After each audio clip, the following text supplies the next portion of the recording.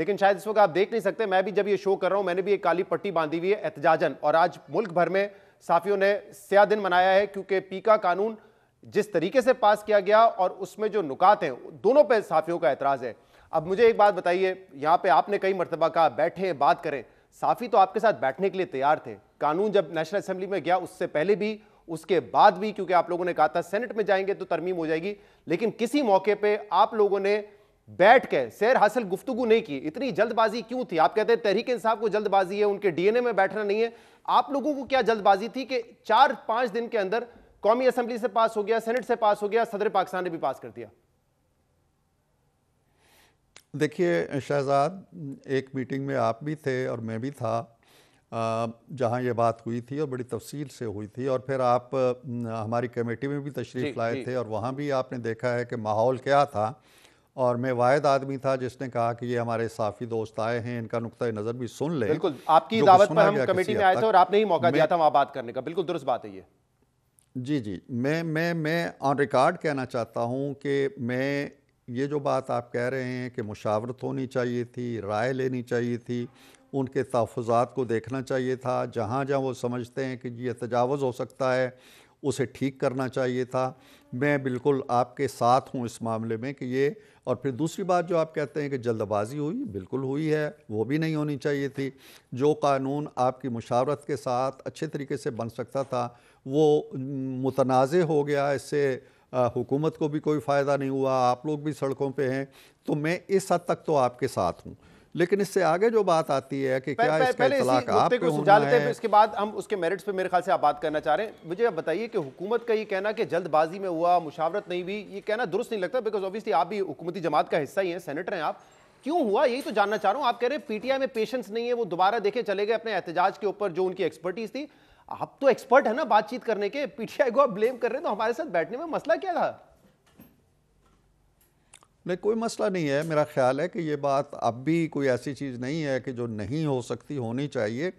जो बात आप कह रहे हैं, ज़ाहिर है ना मैं वज़ारत दाखिला का हिस्सा हूँ, ना मैं आपसे मतलब आपकी रस्मी हुकूमत तौर है, पर इंफॉर्मेशन वज़ारत मिनिस्टर है, इत्तलात। वो तो जाहिर सी बात है रेलेवेंट है। नहीं, मैं गुजारिश कर लूँ ना, इतनी बात तो आप समझते हैं ना कि वज़ारत दाखिला क्या चीज़ है और वज़ारत इत्तलात क्या चीज़ है और इरफान सिद्दीकी कहाँ बैठा हुआ है, ये बात तो आपको मालूम है।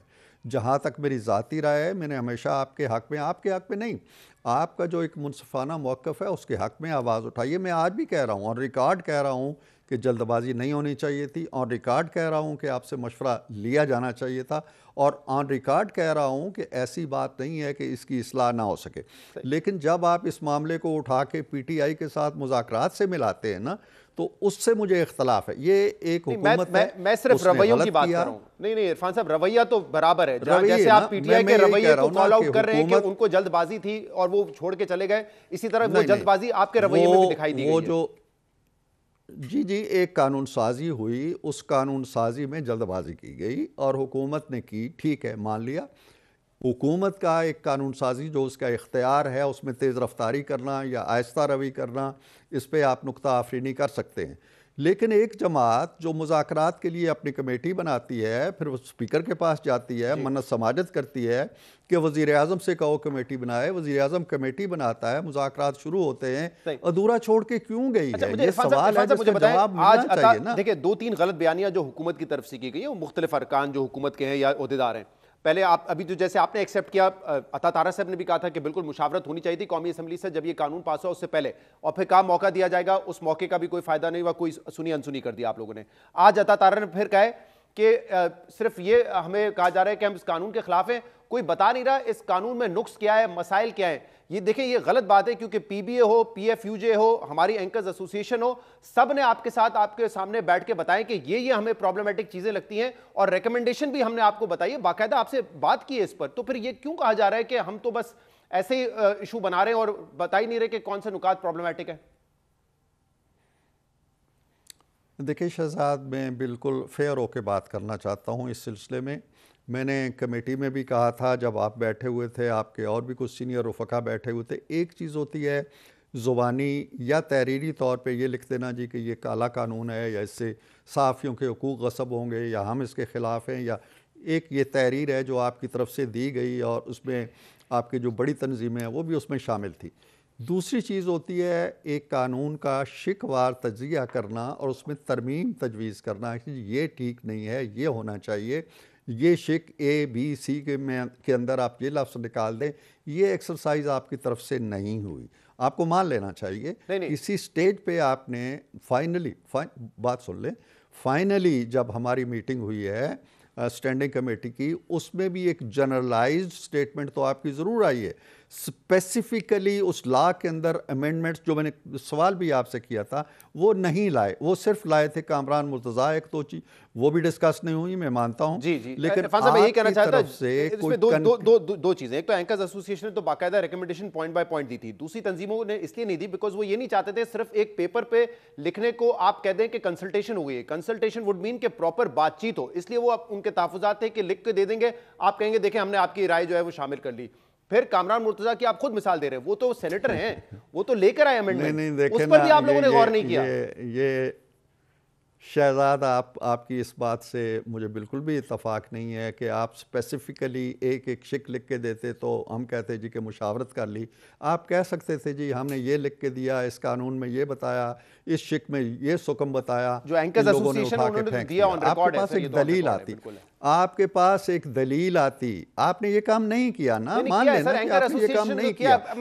अब भी किया है, बिल्कुल किया है, वो तो ऑन रिकॉर्ड है पेपर हमारा। तो नहीं, ये इस पे मेरा इख्तलाफ है। मेरे पास आपके दोनों कागज़ पड़े हुए हैं, उनमें कहीं आपने स्पेसिफिकली शिकवार तजिया नहीं किया उसका। अब भी जब आप बैठेंगे ना मुज़ाकरात के लिए तो आपको वही काम करना पड़ेगा जो मैं कह रहा हूँ। आपको खैर ज़बानी भी अरेस्ट के जो पावर्स हैं उस पर भी बात हुई, जो वेग किस्म की डेफिनेशन है एस्पर्शंस करके आपने उसमें पार्लियामेंटेरियंस को भी डाल दिया है, उस पर भी बात हुई है। तमाम जो अपॉइंटमेंट्स हैं जो फेडरल गवर्नमेंट करेगी, चाहे वो काउंसिल की हो, चाहे वो अथॉरिटी की हो, चाहे वो ट्रिब्यूनल की हो, उस पर भी एतराज सामने, सारी बातें हो चुकी है। आप कह रहे हैं कि रिकमेंडेशन नहीं दी है।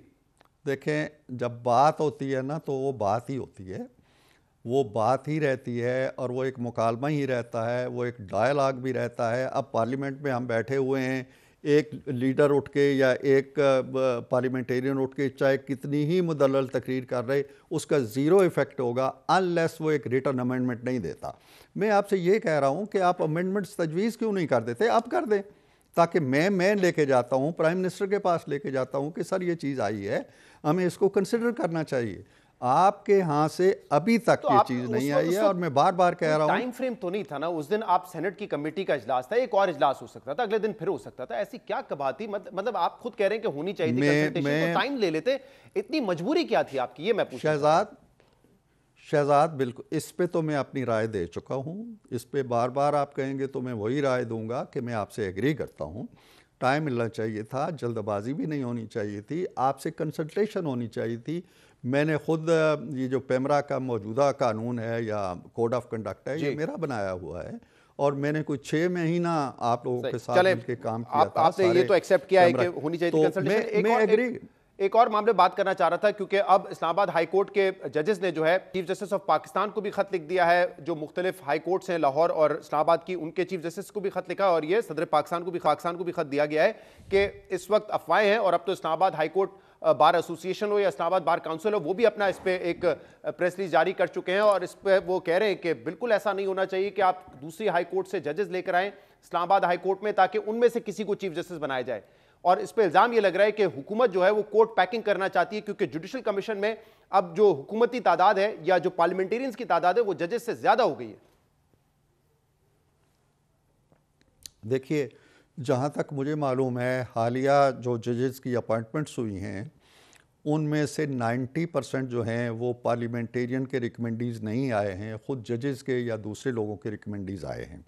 लिहाजा हमारी रिकमेंडेशंस तो उस कमीशन में जिसका नाम आप ले रहे हैं कि हमारी अक्सरियत है, हमारी रिकमेंडेशन पे काम नहीं हो रहा, ना वो कारगर साबित हो रही हैं। उनके उलट जो है वो काम हो रहा है। ठीक है, जिसकी अक्सरियत होगी वो आ जाएगा। दूसरी बात यह है कि जो ख़त की बात आप कर रहे हैं, ज़ाहिर है कि ये अगर चीफ़ जस्टिस साहब को एड्रेस किया गया है या सदर पाकिस्तान को एड्रेस किया गया है, तो मेरी तो पोजीशन नहीं है कि मैं इस पे अपने कोई कमेंट्स दूं या वो जवाब दूं जो सदर साहब को देना है या चीफ जस्टिस को देना है। वो यकीनन इसको देखेंगे और इसको आइन कानून के मुताबिक उसका जवाब देंगे। नहीं, लेकिन नीयत क्या है? देखिए, एक तो मैं आपने जो बात की फैक्चुअली उसको चैलेंज कर रहे हैं लीगल एक्सपर्ट्स, क्योंकि जब सिंध हाई कोर्ट में 12 जजेस तैनात हुए हैं, वहां पे भी यही कहा जा रहा है कि जो हुकूमत है उनके जो नॉमिनीज थे उनमें से 9 तो तकरीबन वो लगाए गए हैं। इस्लामाबाद हाई कोर्ट के हवाले से भी लीगल एक्सपर्ट्स की यही राय है, बल्कि मंसूर अली शाह साहब ने तो कहा भी था कि जिसको हम नॉमिनेट करते हैं उसको तो सिर्फ एक वोट पड़ता है। तो ये बात आप कह रहे हैं कि ऐसा नहीं हो रहा, इस पे लीगल जो ओपिनियन है वो इससे मुख्तलिफ ही है। लेकिन अब ये अगर किया जाएगा तो इसको तो इसी तनाजुर में लिया जाएगा ना। इस्लामाबाद हाई कोर्ट में तो जजेस मौजूद हैं, सीनियर जजेस हैं, और आप लोग खुद कह रहे हैं कि टॉप 3 में से किसी एक को बनना चाहिए, फिर दूसरे हाई कोर्ट से इंपोर्ट करके क्यों ये करना चाह रहे हैं? देखिए, मेरा ये एक्सपर्टीज़ का एरिया नहीं है कि मैं इस पे कमेंट करूं। मैंने कहा कि एक शिकायत है या एक ऑब्जर्वेशन है या एक तासुर है जो जज साहिबान ने दिया है और उन्होंने एड्रेस किया है अपने चीफ जस्टिस को और सदर पाकिस्तान को। तो मेरा ख्याल है कि वहीं से उनको जवाब मिलेगा, क्या ऐसा करना कानून में इसकी इजाज़त है, क्या ऐसा हो सकता है, क्या ऐसा नहीं हो सकता है। उनको मुदल्लल जवाब मिल जाएगा और मेरा ख्याल है वो मुतमईन हो जाएंगे। मेरे जवाब से तो मुतमईन भी नहीं होंगे वो।